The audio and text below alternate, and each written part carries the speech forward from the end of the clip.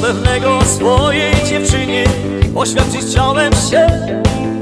Byłem zbyt młody, więc nie wiedziałem, jak to powiedzieć jej.